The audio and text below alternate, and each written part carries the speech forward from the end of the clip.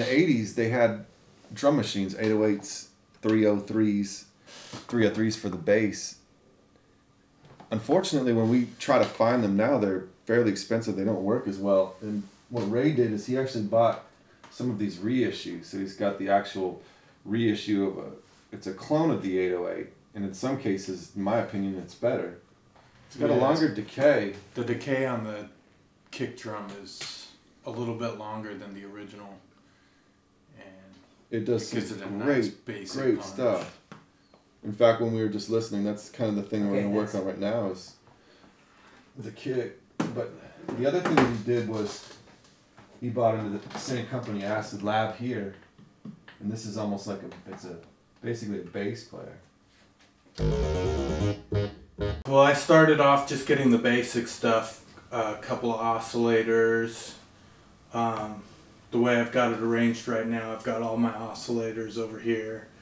I ended up with 4 oscillators so far. I've got 3 filters. I got this LFO here. There's actually 4 LFOs there, and that's really awesome. It's all controlled by voltage. I got a bunch of these ADSRs. I got 2 on this rack and 2 on that rack. Step sequencer. This one's fully analog, so you actually have to like adjust each one of these knobs to get to like a specific note value you want. Then I got a couple of digital sequencers over here. This module right here is completely insane. It does about 100 different functions. And so you get these pulses like this. Just sound killer. You know, kind of weird warping thing, and you can mess with the filters or do anything you want. But neat stuff, you know, as far as bass is concerned. And so then we'll play tricks taking that aspect of Ray's synth, and then we'll just add a bass guitar to it.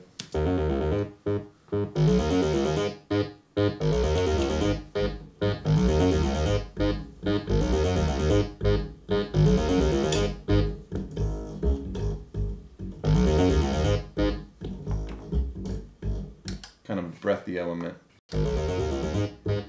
Breaking that apart as an upright bass player. Every once in a while he's got some picks that we'll probably take out, of course.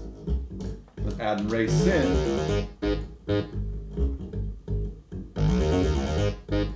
gets a really neat combo.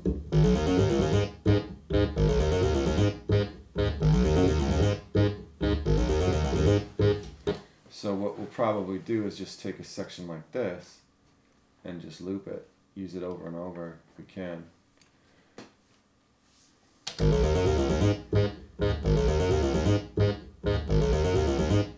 And then bringing everything in.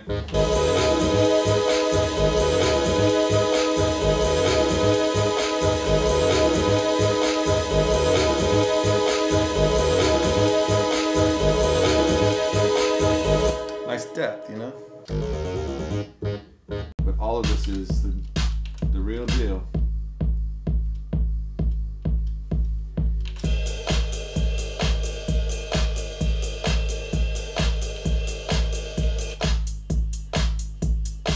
And then we'll bring in our buddy, or actual drummer, try to add to it, get that live element, you know, like a ride sim or something like that.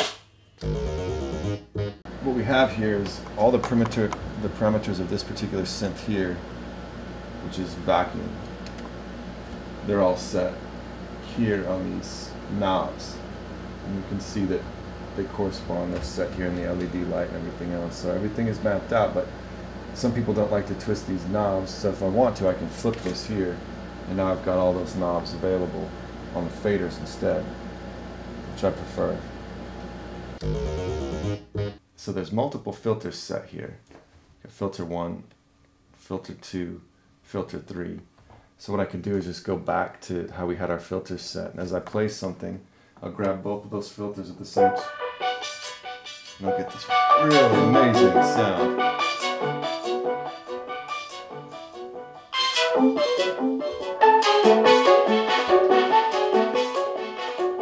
just almost like playing an octave.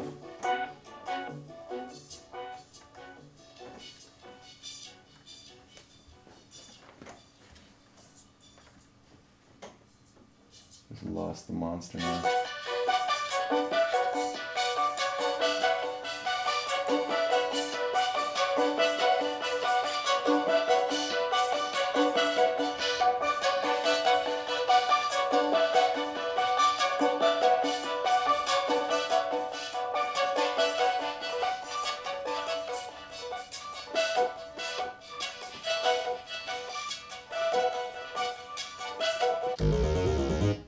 As far as this is concerned, take this software synthesizer, I can map that synthesizer to the C24, and so I have controls over the entire matrix of the synth, all based here on these faders.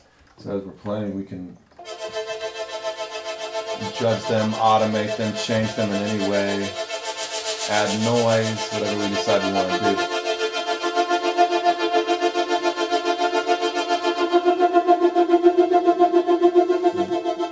I find it to be the future. But not only the CS80, but we've also got everything mapped out here, so we could change this out. And if we wanted to, we could turn it into an ARP maybe. The oscillators have a sound too, and a lot of people use it, like Chemical Brothers, for example. So as far as the Future Retro and the 777, I mean, it's the acid sound, you know. So we're real big on using that and utilizing that with the Christian synth here is the Mofo, the Dave Smith. But I think you'll find, as far as this Future Retro and the tracks that will be coming here in the future, there's nothing like it. Very aggressive, very mean, you know, great dirt.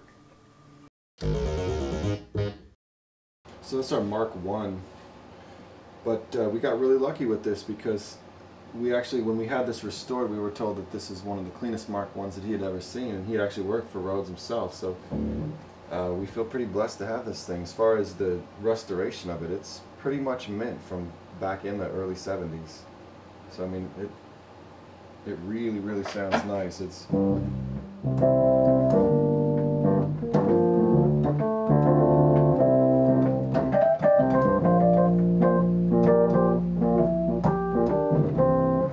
once we restored it, we started adding pedals to it, and I started getting into different delays and things, and I found that this is as powerful as, say, even having a tremolo. But the Memory Men is the magic trick. That's pretty much this guy. Of course, we've got the wah-wah for the Rhodes, which also helps a lot.